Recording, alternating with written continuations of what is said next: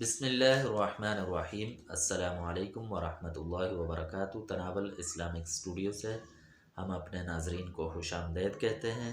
اللہم صلی علی سیدنا و مولانا محمد وعلی آل سیدنا و مولانا محمد وبارک وسلم وصلی علیہ۔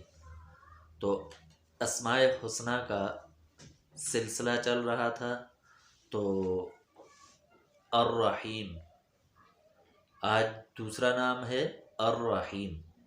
تو اس کی خاصیت یہ ہے کہ جو شخص روزانہ 100 مرتبہ یا رحیم پڑھے تو اس شخص کے دل کے اندر اللہ تبارک و تعالی رقت پیدا کریں گے،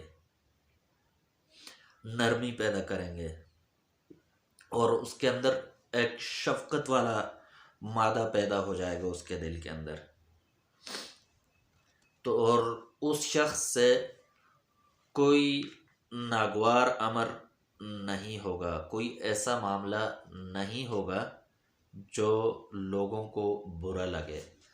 ہر اچھائی والی صفت اس شخص کے اندر پیدا ہو جائے گی، اور برائی والی جو صفات ہیں وہ اس شخص سے دور ہو جائیں گی۔ تو اول اور آخر 3 مرتبہ درود شریف پڑھیں، اور روزانہ 100 مرتبہ اس کا ورد لازمی کریں، اور اگر زیادہ سے زیادہ کریں، گنتی کے بغیر جتنا ممکن ہو، چلتے پھرتے اٹھتے بیٹھتے، تو مزید بہتر ہے، بہت اچھا ہے۔ تو اللہ تبارک و تعالی ہمیں عمل کرنے کی توفیق عطا فرمائے۔ وما علینا الا البلاغ۔